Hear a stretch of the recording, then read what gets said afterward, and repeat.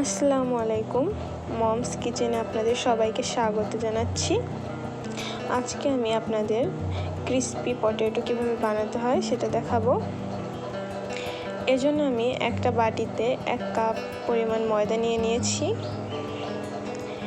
সেখানে দিচ্ছি 1 টেবিল চামচ মরিচের গুঁড়ো, 1 চামচ হলুদ গুঁড়ো, 1 চামচ জিরে গুঁড়ো, 1 চামচ ধনিয়া গুঁড়ো, পরিমাণ মতো লবণ দিয়ে দিচ্ছি এবং একটা ম্যাজিক মশলা মিক্স করে নিচ্ছি।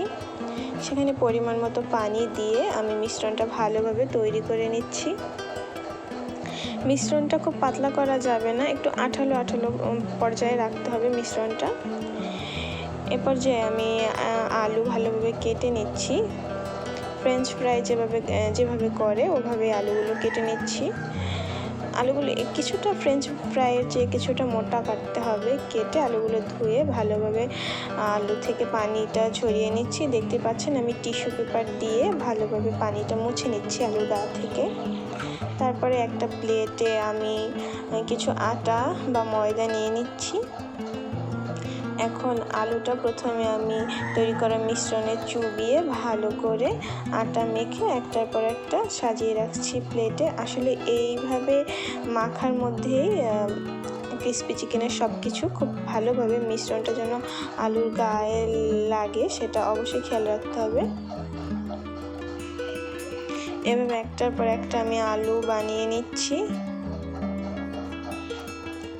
এবং এগুলো ডুবো তেলে ভাজতে হবে।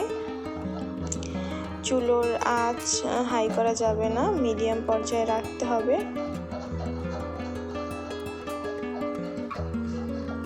এখন আমি প্রথমে একটা ভেজে আপনাদের দেখাচ্ছি। এটা দোকানে যেমন ক্রিসপি চিকেন থাকে কিছুটা ওভাবেই দেখতে হয়, ওরকমই দেখা যায়।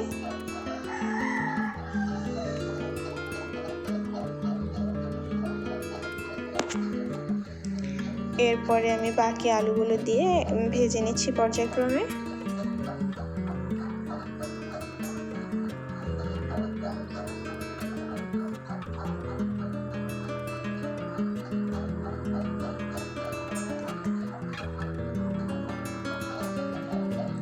আমি একটা জিনিস বলতে ভুলে গেছিলাম, এখানে মিশ্রণের মধ্যে অবশ্যই 1 টেবিল চামচ বেকিং পাউডার আপনারা অ্যাড করে নেবেন।